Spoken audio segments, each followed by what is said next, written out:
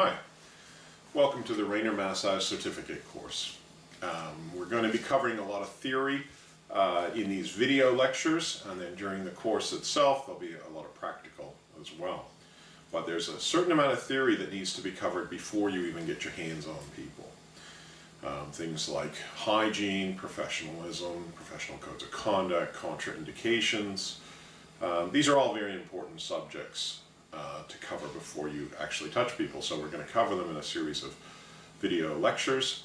If you are attending our course, you're welcome to also then ask your instructor about any more details about these issues, or email us if you're doing our correspondence course or our video course.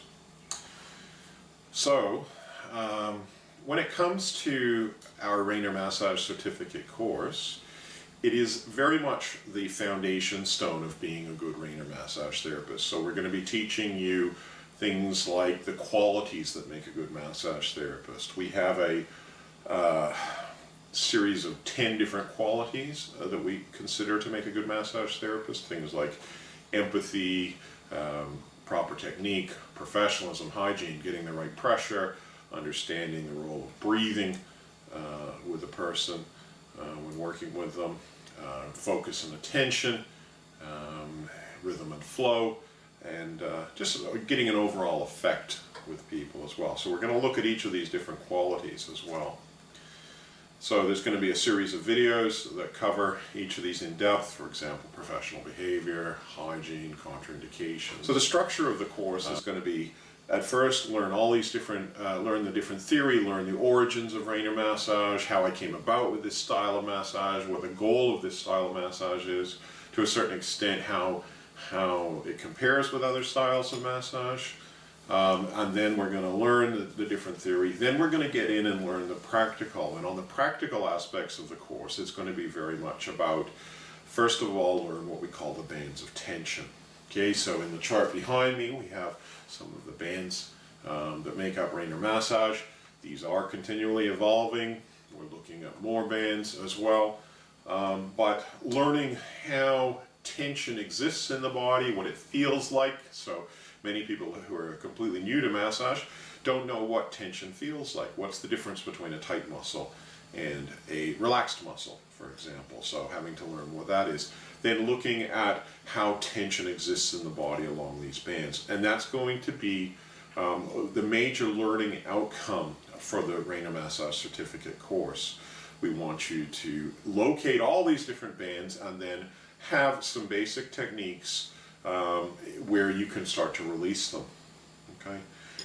As we go into later courses, we'll go into more advanced techniques in the diploma course, the advanced course of how to use even more enhanced techniques of how to get the tension out of the person.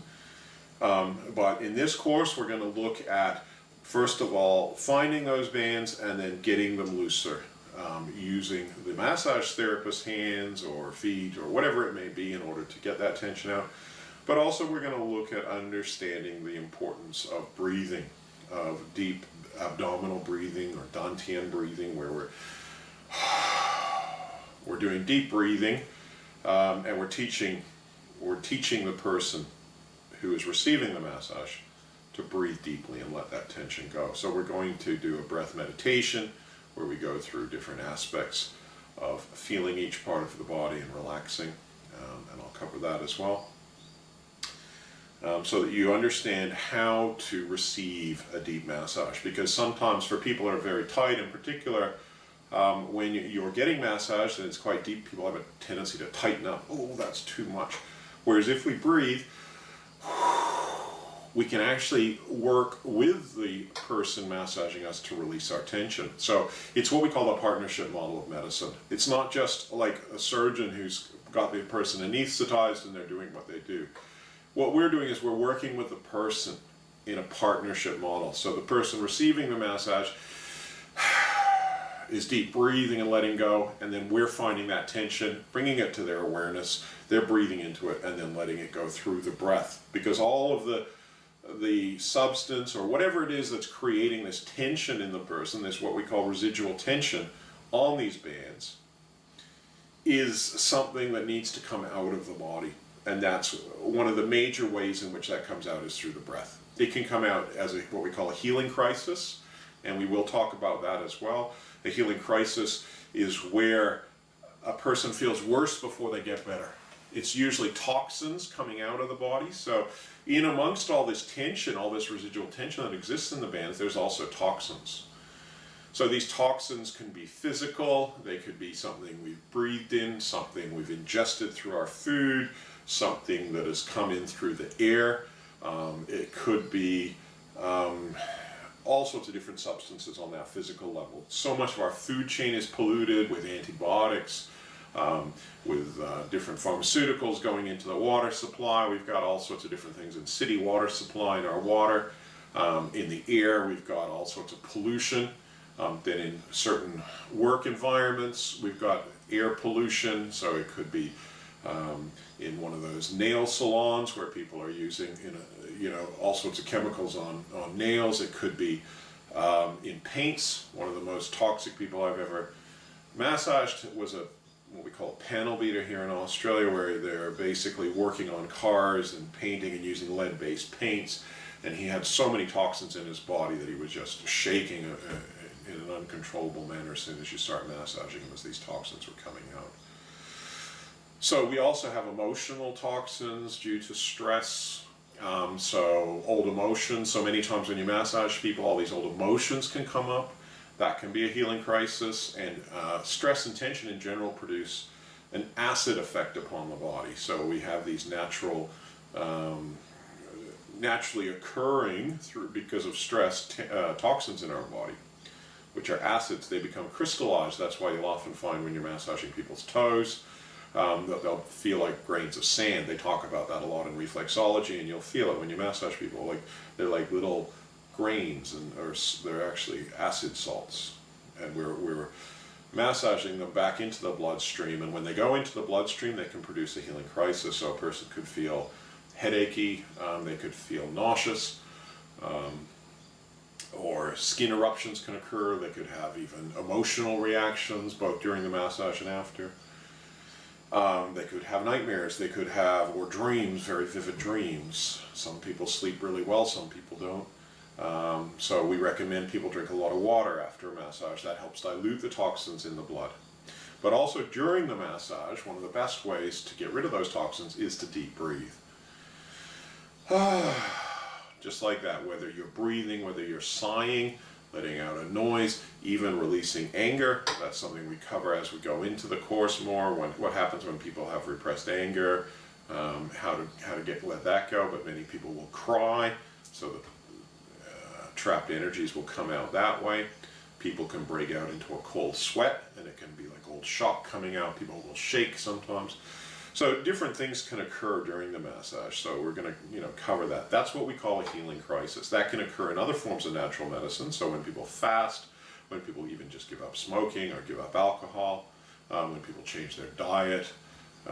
There's different ways. Certain herbs, liver cleansing herbs, for example, tend to produce a healing crisis as well.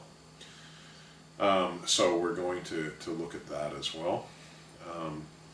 And you'll see that during the class, and if you massage a lot of people, you'll see a healing crisis is where people feel worse before they get better. All right, so one of the major things is deep breathing. Let the emotions out. Don't constrict the feelings, because what we're often trying to do is push these trapped energies out. So we're pushing them up, for example, from the feet up the legs and into the upper body, into the abdomen, and then it should come out through the breath. We're also working from the hands inward, and it should come out through the breath. So generally speaking, we're always working towards the heart, unless we're working on a very light level and just pulling some energy out of the hands. But usually when we're working on a deeper level, we're massaging towards the heart and getting that, pushing all of that to be cleaned by the lungs as the blood goes into the respiratory system, and then it's cleaned by the lungs, and then it's breathed out. Okay, so that's a very important thing. So I will go into each of the different qualities that make a good massage therapist in each individual video lecture. But it's a very important thing to understand the healing crisis. It's important to understand the partnership model of medicine. We're working with the person.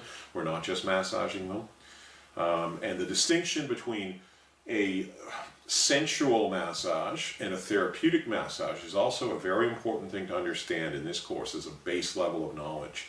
The goal of our form of massage is to find what we call residual tension. Tension that is there when a person's lying on a massage table and they're not flexing a muscle. So I could flex a muscle and it'll be tight. But if I'm relaxed, it should be loose.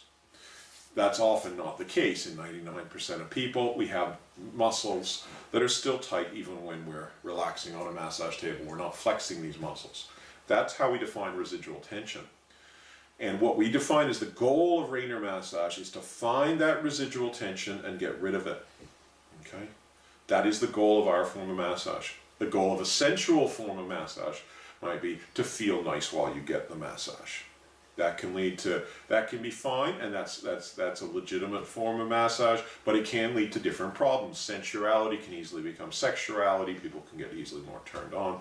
It can be nice though, and many people can engage in that activity in a professional manner. There's no doubt about it, and it can be very nice sometimes. But Raynor massage, as we teach it, has as its goal is to find that residual tension and get rid of it. So, and that's what we're going to be really emphasizing in this certificate course. What is residual tension? How are we going to get rid of it? The person needs to breathe. We're going to work in a partnership model of medicine. And these are what I call the foundations of being a good Raynor massage therapist. So everything else in the diploma course and the advanced diploma course are built upon the foundations that you're going to learn here in this certificate course. Your professionalism, your hygiene, your understanding of contraindications, when not to massage people, your understanding of how to be empathetic, how to be caring, and how to work with the breath, okay? And to pay attention when you massage, focus and attention. Of course, some of these are things we can teach, but it's all up to you as well. Some people are naturally more empathetic than other people. Some people find it easier to focus their mind. I always find personally in looking at students is that the people that have received really good massage usually tend to be able to give better massage. So one of the important aspects of this course too is what we call physician heal thyself. So this is an opportunity for you to receive massage and learn what it feels like to receive massage, and you're going to learn a lot that way as well. You can learn through receiving good quality massage from one of our instructors or a good student. You can learn what it feels like when people are making mistakes, and then that way you can look at appreciating the benefits of good massage and also understanding what it's like when people aren't quite getting the right spot, or people are using the wrong pressure, or whether it be too light or too heavy, or doing something else that's not good. And we encourage people after the course, and even before the course starts, to get as much massage as possible, and to understand what do you like about it, what don't you like, and to learn from those experiences as well. So that's homework that everybody can be doing, both getting Raynor massage from a variety of people, because it is an art form. We're not teaching people a set routine in this course. Many massage courses just cover a routine. We do this, we do that. I often use an example. I went to a place in Tasmania and I wanted a 2-hour massage, and they said, oh, we don't do 2-hour massages. So I said, okay, I'll get 2 1-hour massages. And they're like, okay. And they just did an hour routine, and they repeated it twice. We don't teach it like that. I call that assembly line massage. I think it's kindergarten style. What we teach is make the massage suit the person. So we basically individualize, we diagnose, first of all, where are they holding residual tension, and then we come up with a treatment plan. How are we going to get rid of it? A treatment plan could be that they need 20 hours of massage. They might need 40 hours of massage. In one treatment, we might only be able to get rid of 3 to 5% of a person's residual tension. Other people, we might get rid of 20%. It depends on how much tightness they've got, how long it's been there, how well they breathe, all sorts of different things. So in our certificate course, we start to introduce you to that whole idea of seeing massage as a treatment plan, especially with Raynor massage. Because it's not a routine. It's not just come in and we'll do the same thing on you every time. Raynor massage is designed on an individual basis. Okay, so we don't teach a routine style of massage. We're not going to be teaching you to learn anatomical names in this. We're going to teach in simple English a little bit of anatomy. That is a separate course we have. If you want to learn more about anatomy, physiology, it's the sort of thing you can do by reading one of the textbooks that we offer and going through and answering the various questions and remembering the structure and function of where the various organs are. It is recommended. It's not an expensive course. It's a simple course you can do from home and try and remember as much as you can. Okay. But this course will be focused more on the practical as well as the base theories of what it means to be a good Raynor massage therapist. Okay. So thank you very much. I hope you enjoy the next series of video lectures. We'll be starting off with various topics of what makes a good massage therapist, and then we'll be going into the practical. All right, so hope you enjoy the course.